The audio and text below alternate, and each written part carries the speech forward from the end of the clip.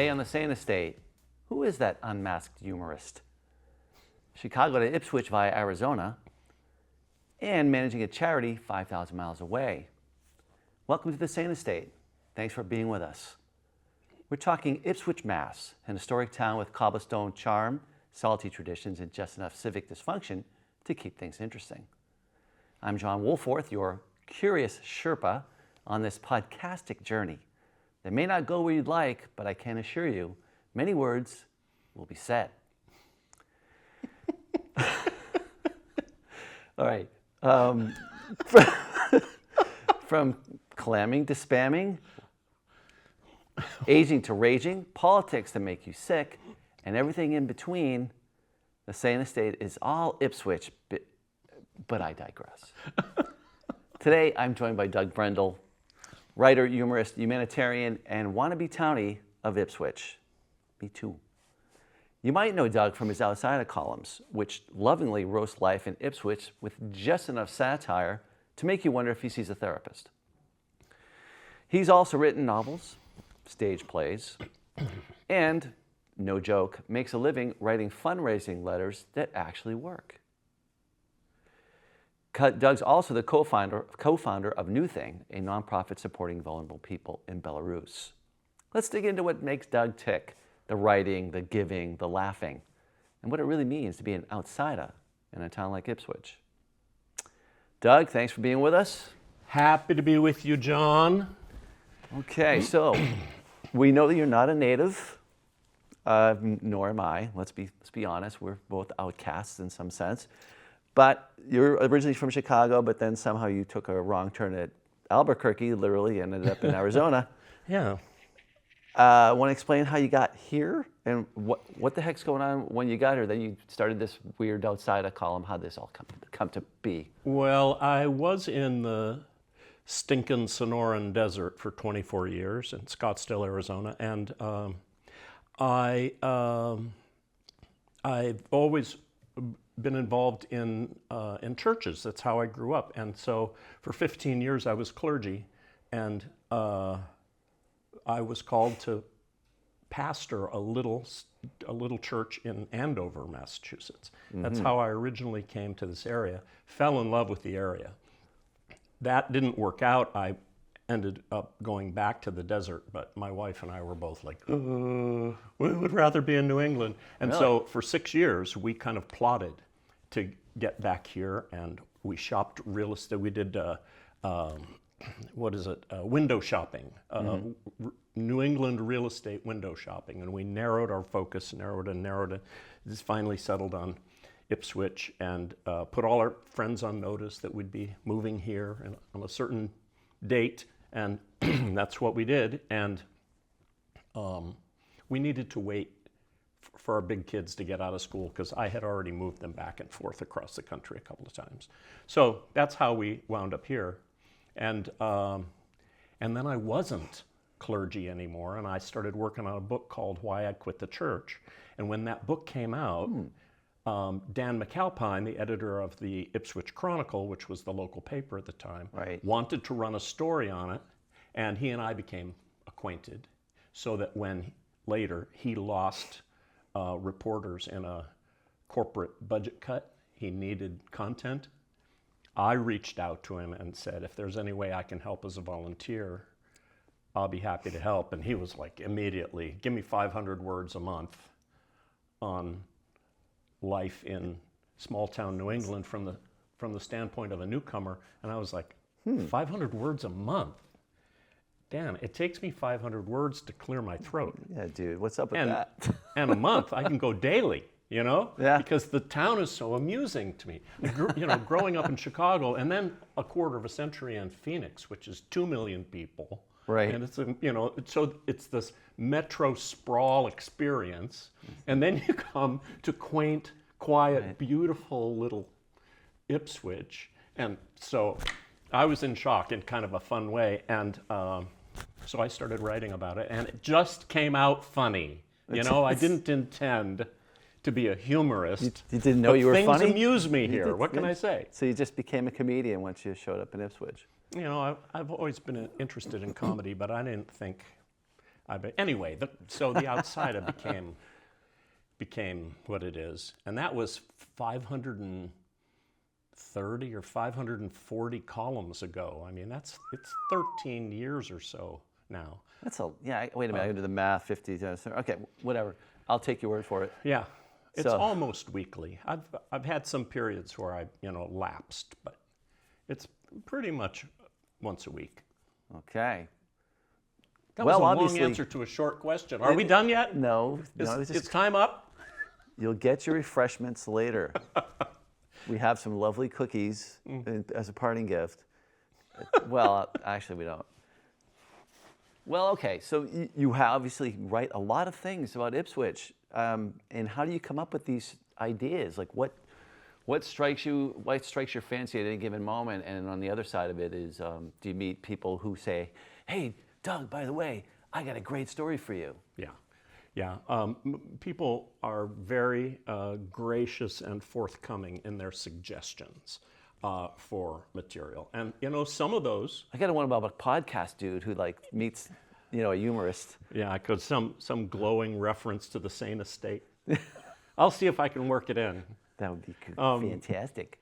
People will suggest stuff, and I sometimes use them, or they send me down, a trail that ends up as a column. But my wife says, she's my first reader. She's a very good editor. She's also running the theater company and the tour guide program at the Crane Estate. Your sister estate. Yes, I see. We the shall legitimate not speak of such things. Crane Estate. But she's really a superb editor and has always been my first reader. When I was clergy, she was first reader for my sermons.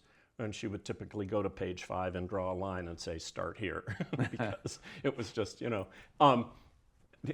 So she reads my columns, and over these years, she's approved almost everything. Wow.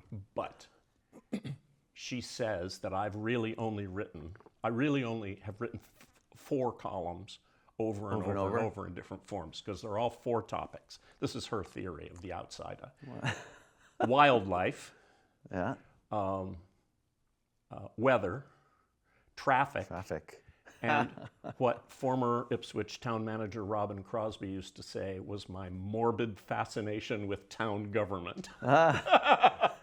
Morbid and town government together. That was Robin. She was town manager here for 5 years. We're good buddies, and I wrote a lot during those 5 years about town government. Now, not so much, because people are so angry about so much stuff. But Well, okay, speaking of that, even if you've written 4 stories, there's still 500 plus columns, whatever it is.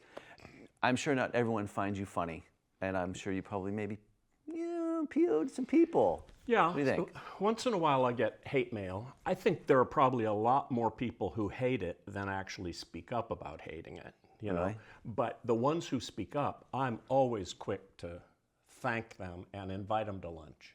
I mean, that's my approach to Where's somebody mine? who's annoyed with me, is let's do lunch on me. I'd like to get to know the person who has the nerve to say, I think you're a schmuck. And now you know how we met. Yeah. Just kidding. Excuse me. Actually, I have some good friends in town who I initially met because they pushed back on a column. They objected to something I said. One friend who shall remain nameless said, "You're not funny, you're just obnoxious." And I was like, I need to meet this person. Yes. I can dig it. Yeah. I mean, I don't think you're obnoxious. Well, That's what I'm thank you. trying to say. That's reassuring. And consider you've written all those columns, it was inevitable you're going to probably turn some of those into books, right? Well, I don't know that it was inevitable. It was just, because my ego happens to be so massive. So I took the first year's worth of columns and I drew cartoons to illustrate them, and are bad cartoons because I'm no artist. And I put them in a book. I mean, now with digital on-demand publishing, you can just print as many books as you want, so you don't have to stockpile inventory in your garage. So I printed a few books and threw a party and sold books. And that was fun. And then the next year I did the same thing. So for a few years, I put columns into books. And then after a while, not so much.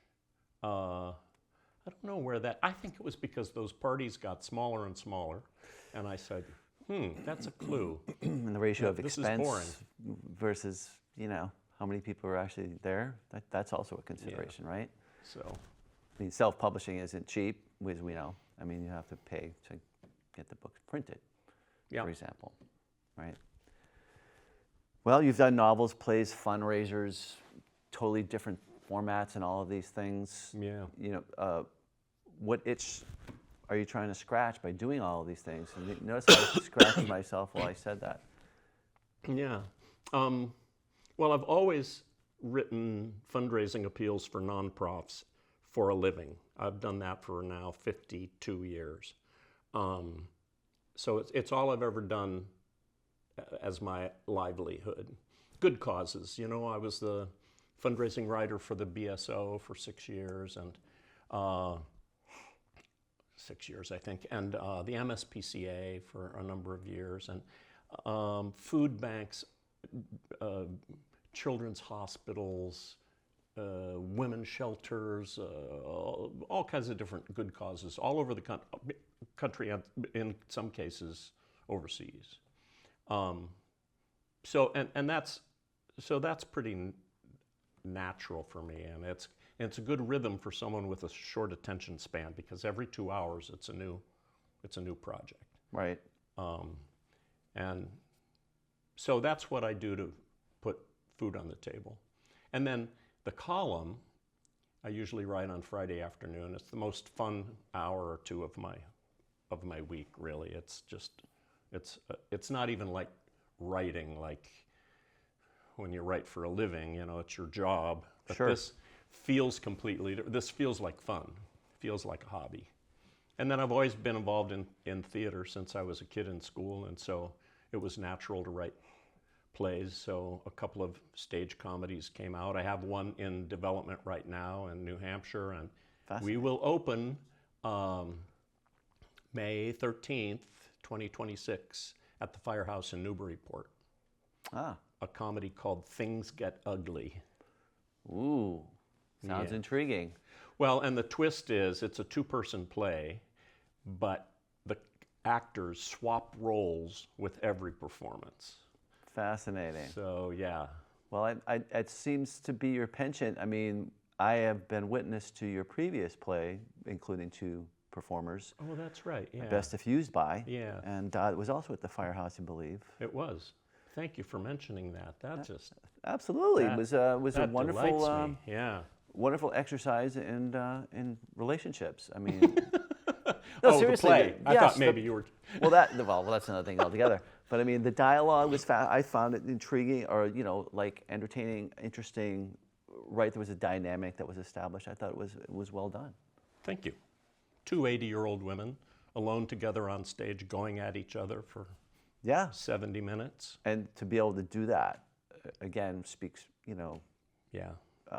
to their talents. Mm-hmm. Yeah. So you and Christina started a new thing, right, for Belarus. Yeah. When did that go from a hobby to sort of a passionate mission? Well, it was the New Thing story really goes back to Chernobyl, 1986. Wow. Ukrainian nuclear power plant explodes and spews radiation into the atmosphere. Everybody knows that. But here's what people don't realize about Chernobyl. It sits on the Belarusian border.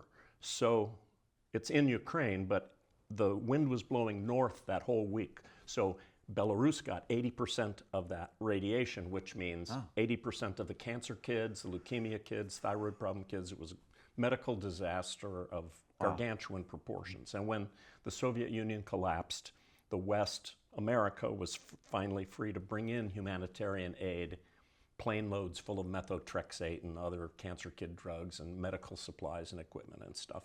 And I had a client who took up this cause, and I was trying to raise money for him, and he didn't want to spend any money on a photographer. And we needed photos to show how, because he was bringing plane loads of American volunteers into Belarus and following the aid out into the villages, to the clinics, and Right. it was a terrific operation. We had no photographs. And so my wife, Christina, is a photographer. She's an award-winning art photographer, and she volunteered. She loves travel, and she volunteered to go and document America's humanitarian response to the Belarusian medical crisis, and she fell in love with the Belarusian people. And she kept going back year after year with these airlifts and stuff, and she pleaded with me to go with her. And I hate travel. Yeah, I me mean, a too. big commute for me is bedroom to bathroom. So I would always promise to go every year. And then I would, make an excuse. Our kids were little, I have to stay with the kids, whatever. So she went back and forth to Belarus without me for 8 years. And until finally she sort of tricked me into going with her. It's a separate story. But by that time, she had 8 years worth of friends in this country. I mean, it was 8 years of, show us the husband. Where is the husband? So when I got to Belarus, John, I was like a rock star. I was like, what's not to love about this country?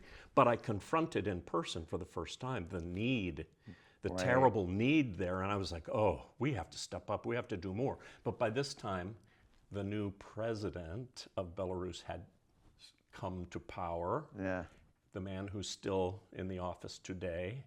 And it was not Yushchenko. not Lukashenko. Lukashenko, is his yeah. name, Alexander Lukashenko. I think I And confused him in Ukraine. it was not, so the environment had shifted. I want to be delicate here in how I say this, Right. but it was not feasible for an American to just go camp out and help. So Correct. our secret sauce is we're not American. New thing is 501c3, legal and registered under the IRS. Response of the Heart, excuse me, is a Belarusian charity, legal and registered under the Belarusian government.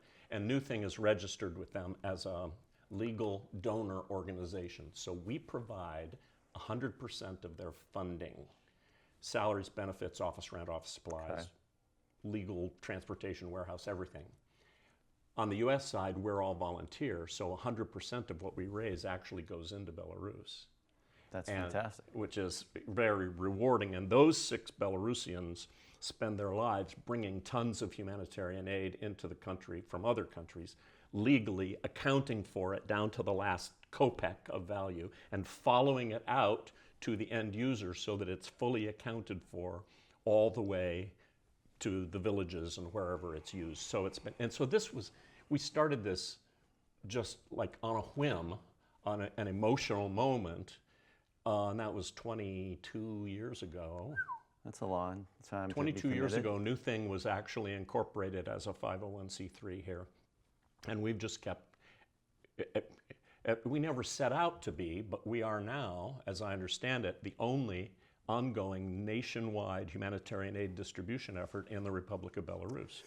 Because nobody else, it's not feasible for others to do what we're doing, shall we say. It's an admirable cause, and it's fantastic that you've been managing to do it this long. Let's hope Lukashenko is not a fan of the Sane Estate, because you just gave away the game, buddy. Actually, I hasten to say that because of how we operate, and we just help Belarusians, we're not selling the American way of life or, bringing in workers or American products or whatever. Mr. Lukashenko's government has given New Thing 4 separate presidential commendations over the course of these 20 years kidding. to thank us for our service to the that's Belarusian people. That's great. So it's remarkable for an American charity. And let me just put in a plug. You can find us online at newthing.net. That's our website. Net. Yeah, you can see all about it. See the kids we're helping, the homeless people we're helping, people with disabilities we're helping, all over the country. It's very, very Wonderful. rewarding work. I have looked at the site, and I've seen, and I get it. It's definitely something that is a worthwhile cause. Thank you. Well, it's interesting. You've mentioned the clergy, and Yeah. you've had some experience as a clergyman, and at the same time, you've got this, cynical, dry kind of humor. Maybe not so cynical, but dry. How do you equate these two things? Well, I don't know that there's any disconnect between a sense of humor and a sense of the spiritual. I think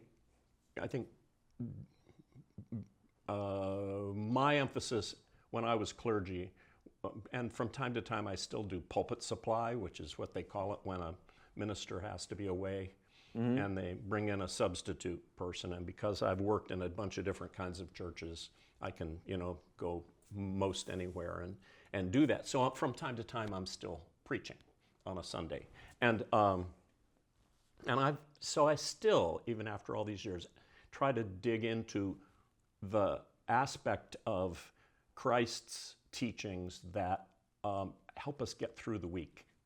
When I was clergy, I told my people welcome to the least important hour of your week, because what we do here in this hour is only to help you get through the other 6 days and 23 hours of your week.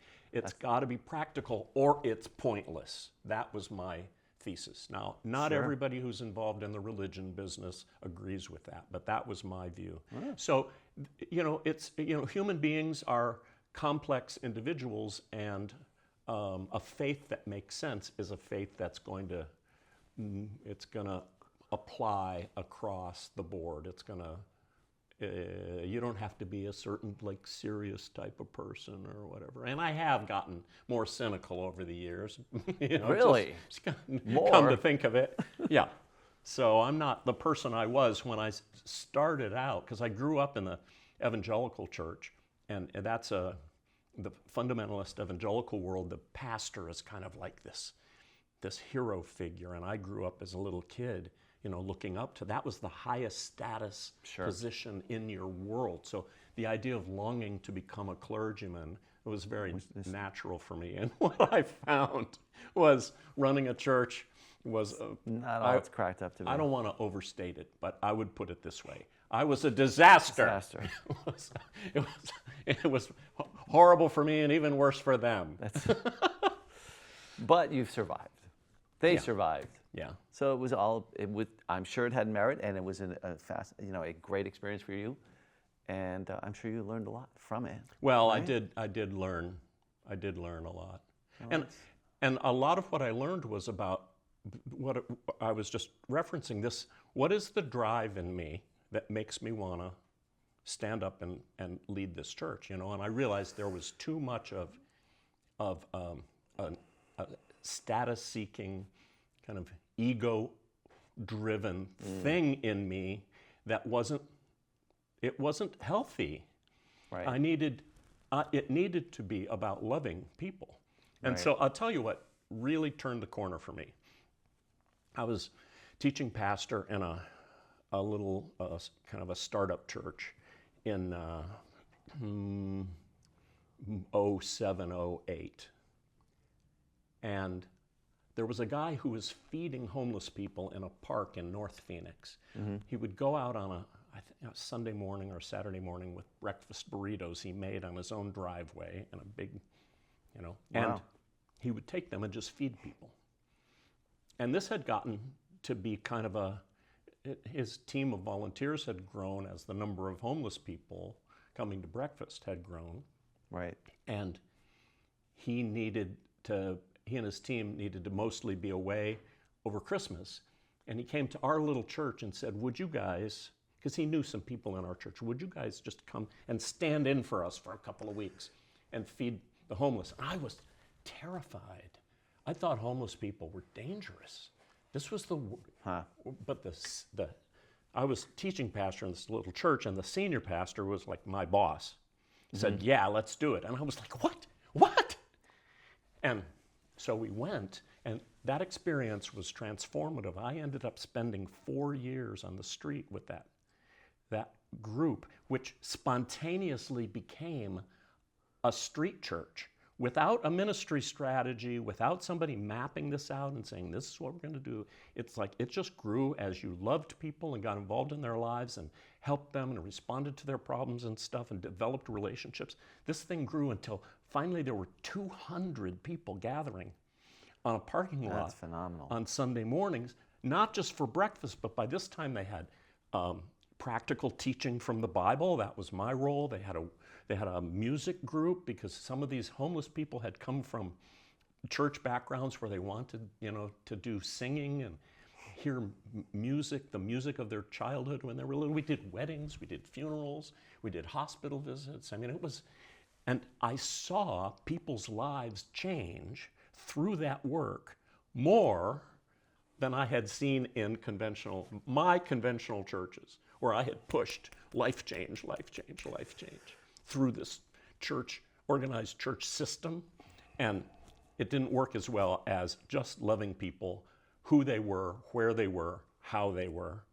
And that was the last 4 years I spent in Arizona. So when I came here, I was like, I didn't see anybody in Ipswich who looked like the prostitutes and drug addicts and fugitives from the law that I had been dealing with on the streets of Phoenix. Right. So I went into a spiritual wilderness and had to rethink who I was, and this is how I came out, which reads cynical about religion.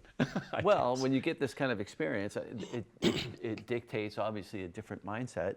Yeah. You've seen things from different perspectives, and that's my theory anyways, that some of that has rubbed off in a way that has maybe changed some of the things you thought over the years. Yeah. And everyone's allowed to change. Yeah. Right? Well, it's a good thing, because I needed to.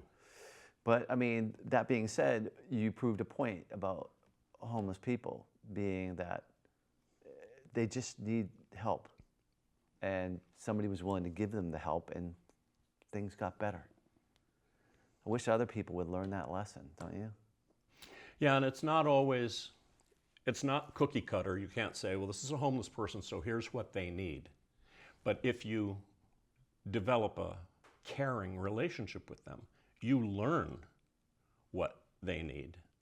And sometimes it's a matter of learning what's the gap between what they think they need and what will really help them. As opposed to just judging them as criminals and kicking them off the street. It's not that that's happening anywhere. It's complicated. But loving people was the key, where I had talked this game for all these years, but hadn't really lived it. And those 4 years on the street taught me the difference between what I was saying and how I was living. And I learned to love people who didn't look like me, didn't act like me, didn't smell like me, and see how that's what I think Jesus was talking about when he said, love the unlovely. Yeah. And because then I saw people's lives change. It was like fantastic. Isn't that just so rewarding? I can imagine. Well, after all of this time now in Ipswich, I know this is your role as the outsider, but do you still feel like you're an outsider? Or is it, have we, not we, because I'm way more an outsider than you. You're newer than me, yeah. You're what, six years in town? Almost 8. No, 8 in January, years. yeah. Mm-hmm. But that being said, do you feel, I think a lot of people in this town obviously know who you are and love you for what you do. Do you feel you're more accepted, or is this? Well, I've been wonderfully accepted, except in the way that townies will always remind you, or repeatedly, not always, but repeatedly remind you that you're not a townie. But that's true of people who were born at Beverly Hospital, because cable had closed here in Ipswich, and so unless you were born in a house, you were not born in Ipswich. You were actually born in Beverly or Danvers or someplace. I didn't know there were ground rules for that. I mean, some people are really strict about this. So that I think the day will come when we'll have no one left in town who was born in town, because there was no hospital here. That makes perfect sense. But so, technically, people have been lovely. I mean, to answer your real question, I'll just a greet you on the street kind of community is what we found here, and most people have just been a delight. We've loved our 200-year-old house here every single day, and this quaint charm. There are, I think political issues. There's a tendency to avoid change that sometimes I feel would be healthy for the community, and and people are quick to be really what's the term? Maybe something like snide in communicating their views on local issues. Maybe snide is too strong of a word, but I have been surprised at how civil discourse is not always Civil? It's not always civil. I assumed when I came here, I had this stereotype of the small New England town, and everybody was like still proper, like the painting you see of the colonial era, and the people sit around and have a discussion, and then they come to some wise, thoughtful consensus, and they go forth. And in fact, there's a lot of... "'Tis my contention, sir." Yes. The reality is otherwise. It's like people get upset, and they're quick to be, I would say, harsh in their language and the nature of their expressing of their views on subjects. And that was disturbing to confront that, because it shattered my illusions about what Ipswich was, how life was here. I think in older times was the semantics were more a concern than they are now. But I think the intent and point was the same. People were contentious because everyone has passions, passionately believe things. Now, you've mentioned before about the different things that you're writing, and I understand there's a new thing that you're doing now, not newthing.net, but something called Reckoner Press. Do you want to tell us what that's about? Yeah, Reckoner Press is at reckonerpress.com. It's RECKONER Press. A little twisty. .com. Is snarky political commentary on the news that violates everything I just said about civil discourse. And the reason is, what I observed was that our dear president and that gang in the media have a high level of snark in their communication. I'm trying to be diplomat here, but I understand what you're saying. But it's like there's a certain way that Trump and the Trumpies talk to and about us on the left. You mean demeaning? And perhaps this thing. And I looked at the New York Post, for example, which is a Murdoch publication, and it has these huge screaming tabloid headlines with all these just outrageous like rhymes and turns of phrases in their headlines and all that stuff. And it's extremely biased to the right, unashamedly so, and some would say even racist in its kind of pro-white bias. But then, as a faithful reader of the New Yorker magazine, I was shocked to come across an article, a feature by Vincent Cunningham, who is a superb writer on that staff. And he's on the New Yorker brilliant on the New Yorker staff, a brilliant young black New Yorker. And he confessed in this essay his secret addiction to the New York Post. Really? And I mean, this guy who's like a very sophisticated writer, and I've followed for years, and he tells about how when he was young, when he was little, his mom would whack him if she caught him reading the Post. He would hide it, but he couldn't look away because he was fascinated by the tone, by this outrageous, and yellow journalism in a sense. You would call it that, yeah. It would qualify as that. And then within the week, just by coincidence, I guess, Time magazine ran a cover story by Charlotte Alter about her Democrats these days who are like, oh, Trump, and they're all worried and all that stuff. But they're also polite in their language, responding. Sure. And she went around and interviewed a bunch of Democratic leaders, most of whom would only speak off the record anonymously because nobody wanted, to be. That's how extreme it was. And her consensus was, or her report was, that the consensus is the Democrats are too polite. Well, this all hit in, hit me in 1 week. And I was like, what the left needs is a New York Post. Somebody who finally will get down at the level of Trump and the Trumpies in terms of communication style. So I just said, I'll try it. I'm going to do it.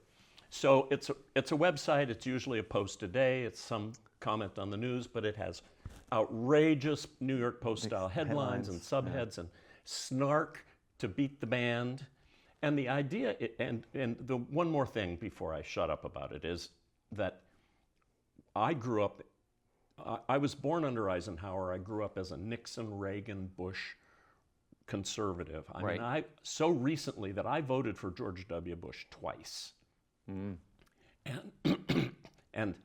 I harbored secret doubts my entire life about that point of view, but it was what I grew up with. So it was easy to dismiss these doubts, but I harbored them, and it was the ridicule of George W.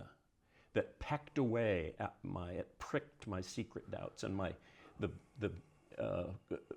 the conscience aspect, until finally he did something where I flopped and said, wait, I have to stop and rethink who I am politically and what I am. And I moved as a result of ridicule chipping away at my secret doubts. And I thought, I can't be the only person on about 36 million registered Republicans who has these secret doubts, and the only way to get through, you can't do it intellectually, you can't, they're not listening to any of that, but if you come up with something so outrageous that they can't look away, there's a chance that you could influence somebody. So that was at least the story I told myself, the rationale that I sold to myself to set up Reckoner Press. And so we've been going since midsummer, and we're getting some feedback from right-wing folks who, or send snarky responses, that's a win, because it means they're looking engaging. at it. They keep looking at it. That's right. And so it feels odd because it's not your typical type of my thing. preferred. Yeah, I'm an approval seeker. Some would say an approval monger. Yeah, you're afraid to say desperate for approval. And so it's out of my comfort zone, but it's an experiment it's like a lab experiment, and I'm hoping that it makes at least a little bit of a difference. Let's hope so too. I think that there is obviously a lot of concern out there. I think in some ways what is happening now is not about Republican and Democrat, it's about right and wrong. So pointing those types of things out in your own way, I think it's just maybe reinforcing some doubts that people might have. Yeah. And it's clear to me that logic is not making much of a dent. Appeals to historical values is not making much of a dent. All these theoretical and intellectual, philosophical discussions not making much of a dent. But this is the language that a lot of people are. Anyway, I've said too much. It's a free. You said it's a lot of words would here. be spoken. That's right. And I'm trying to carry that load for you. It is like I said, this is a free forum that we can exchange ideas, thoughts, and again, observations. All of this stuff does impact Ipswich in some way or another. So that is the bottom line, and that's what we're getting at. Yeah. Well, that was Doug, who has informed us with quite a few different things, for lack of a better term. And now it's time for the lightning round. Oh no!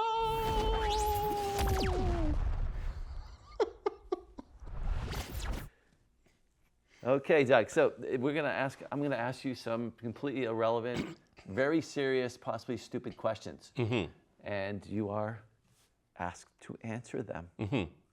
Okay. All right. Fair enough. The speed limit on Linebrook Road.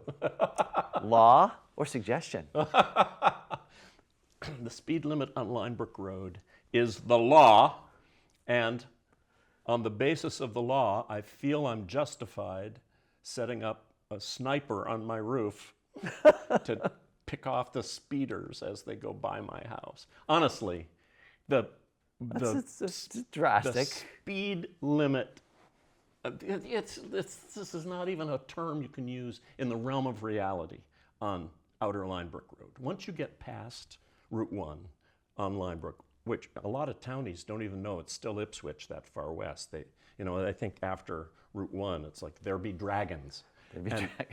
And people like take off, like, oh, I'm out in the woods now. But the road winds, it's not safe. And so it just makes me berserk with, shall we say, frustration. I can attest to that, though, because I've been tailgated on Linebrook. As you know, I live near you in Outer Linebrook, and yeah, same idea. And it's just sort of like, what are you doing, dude? So you could do speed bumps, you could do a toll gate. That would slow people down. But I think snipers is the single most direct solution. Or the nail belts, you know? It's like you have at the parking garages, you know? It's like you go in, but you can't come out unless you pay. There you go. You meet a version of yourself from a parallel world. Do you steal his jokes or his rhubarb plant? Well, I don't think I would steal the jokes. That would be a temptation. But a good rhubarb plant.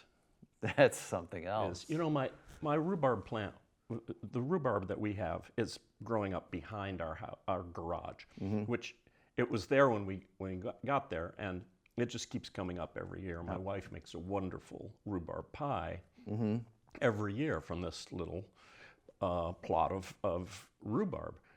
And it's magical rhubarb, John, because as I understand it, rhubarb needs sunshine, and it's in the one place on the property where the sun never shines. It's like, how did this happen? The sun goes all the way around, and and the rhubarb's in shade, and it thrives. So I thought, well, we're going to have this forever, but here's the problem. The garage, of all the stuff on my property, the garage is the most wretched, in the worst disrepair. It's literally falling apart. So we are now going to have to take down the garage and put up a new garage, and we're going to lose the rhubarb. The rhubarb cannot be salvaged. I don't know, can you transplant? Speaking as a gardener, you can. You can dig it up and move it? You can definitely move it. It will survive. It's a hardy plant. Well, I'm glad I'm here today because that's reassuring. Yes, absolutely. You can even split them up, after they grow for a bit. They're basically a tuber type of plant. I think tuber is We're going to have to. Because somebody will correct me if I'm wrong, but that's what I believe. But one way or another, I've said it is movable, whether it's a tube, whether it's a root ball or a tuber. Either way. Superb. That's great. That's the best news of the day. Okay. There's a future for rhubarb at my house.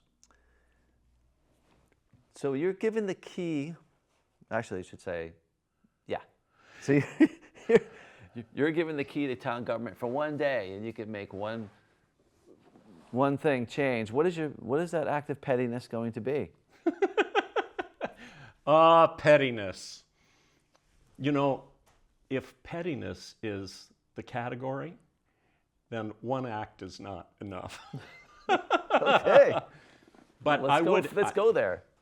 At the moment, what's on everybody's mind is the insanely wrong decision that the select board made to just ignore the millions of dollars that we could have taken from the state to put a traffic light at 5 corners and reconfigure that deadly intersection. Well, that didn't happen. Was a serious mistake, and I would say, at least from what I read in the Ipswich local news, the rationale for those 3 no votes was really embarrassingly wrong. That's an iconic intersection, and we don't want to change the feel of it, is a lovely, wrong-headed sentiment when you're talking about. And I think it's also a myth that a traffic light necessarily causes traffic backups. What you have now is traffic backups. So the light could only be status quo. So but it you're was a somebody proponent? else's money. It was $14 million. I don't know how much. Yeah, it was a 14 lot of million, money. about that, yeah. And you're a proponent then of the light. I would say reconfigure the heck out of that intersection. Take a bunch of good, 3D video beforehand so we can set up a museum to Five Corners that we can go back and remember. Maybe a virtual reality experience of Five Corners where you put on the equipment and then you wait in traffic for just to make your left-hand turn. Why don't they do the study? Somebody commented in the paper, and I thought it was a great idea, is to put in, like, block off the spaces you're going to take away, and then put in a temporary traffic light, and then test it. Yeah, good idea. Right? Like, give a 90-day study, Yeah. and then see how it works out. But all those prongs, Five Corners is a misnomer because there's like 9 corners or 10 corners there or whatever. It's like they counted up to 5 and said, well, let's just call it 5. It's 5 streets. It's exhausting. Or We're tired of whatever. counting corners. I don't know. So I don't know that just a test, that a test with the current configuration, a test of a traffic light with the current configuration of the roads would be true to the potential of the reconfiguration that could have happened and should happen. Wow. And I confess to being annoyed by this vote. Usually I go like, select board is a horrible job. I could not do it, would not do it. I salute the people who serve year after year and sit in meetings, and I couldn't stand the boredom and the annoyance and the citizens' queries. It's an awful job. God bless the people who serve. Usually give them the benefit of the doubt, but on this one, I'm like, nope, big mistake. If you guys are listening, you better be aware that you're going to end up in Doug's column. Well, and I like these people personally, So it's not that's the problem in a small town. It's like, these are my neighbors, these are my friends. I do business with these people, and then it's not like in Chicago where everybody's in government. It's like you don't know anybody. Right. Okay. Well, that was a long strike of lightning, wasn't it? But and we're not done. Cool Whip. Dessert topping or floor cleaner? Actually, Cool Whip is not only a really wonderful dessert topping, but just eating it with a spoon is a heavenly experience. I struggle with my weight, and I try to watch my calories, so I haven't indulged in spoon-fed Cool Whip in quite a long time. But I'm one of those whipped cream, can whiffers. Yes. In the fridge, right? Yeah. And so that's my addiction. Occasionally. Yeah, I wouldn't waste any of it on the floor cleaning, even if it was really good at cleaning floors. True or false? It's been a long time since you've rock and rolled. Well, that's true. It's technically, I'll be 70 in a couple of weeks, and it's going to be 70 years since I rock and rolled, because I was never a rocker, never a dancer. What? Never. No. What are you, one of those old fogey, 20s? Well, I came up in that Pentecostal church where dancing was a sin, unless you were slain in the spirit. Were you in the movie with Kevin Bacon? In that movie? And what? You were in that movie with Kevin Bacon? No. But that's the kind of life that I grew up in, and so you don't learn to dance. That's interesting. In fact, okay. it was a sin to go to the prom, to go to a dance. Wow. So, and I hasten to say they may have loosened their rules since then. I would hope so. But because I don't know, I'm many years since I have not been a part of that religious thinking. But I never learned to dance, and I married a woman who is a spectacular dancer, and we had the sad experience of realizing that we could never come together on this, because try as she might, she now will tell you that it was a hopeless cause. Hopeless cause. And to show you how this wounded me, the psychic wound that I bear to this day. In my second novel, Praying for Mrs. Mombasa, the guy can't dance, and he marries a brilliant dancer. And I worked out all of my anxiety in this character. And the novel won some awards, so I guess that was really it was more than just cleansing. It was people could relate. So your kids are definitely saying, "Well, Mama can dance, and Daddy does not rock and roll." Exactly. Right? Exactly. You know that song, so okay, you're a liar. You know some rock. All right. That's our family. Okay, bonus question. Bonus question. You're embarrassed that you wrote this question. No, I forgot. But anyway, here's the bonus question. Do you bank your daylight savings?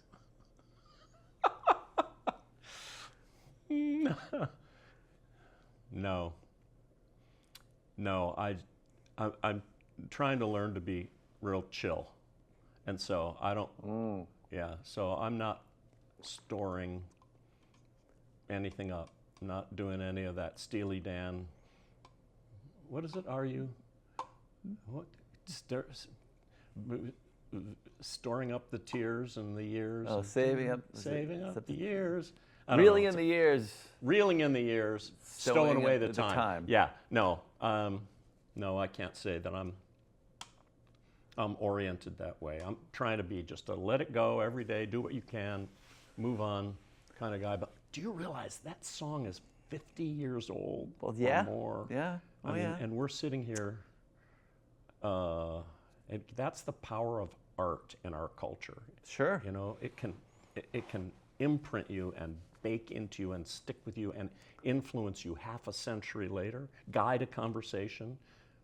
You can take a turn in life because of something somebody says that was planted by someone in the arts a half a century ago. Phenomenal.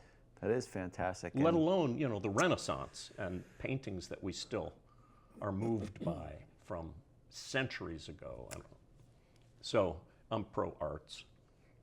And hopefully someone has learned some lyrics to some cool songs while we're at it. Okay, that was Doug Brendel, writer, doer, and accidental talent legend. If you want to read more of his work, check out Outsidah.com or visit DougBrendel.com to learn about his creative projects and humanitarian work. Oh, and also newthing.net. Don't forget that one. If you've never read his column, treat yourself. And don't be surprised to find yourself in solidarity. Now, if you're listening and thinking, I'm more interesting than that guy, you probably are, but I'm the host. No question. On the other hand, we're always looking for guests who know Ipswich, love Ipswich, or have at least bought a beach sticker at Town Hall. If that's you, reach out to guest@saneestate.com. Whether you are a local legend, quiet observer, or maybe a town meeting provocateur, we want to hear from you. Thanks for joining us on the Sane Estate. Until next time, stay curious, stay kind, and most of all, stay sane.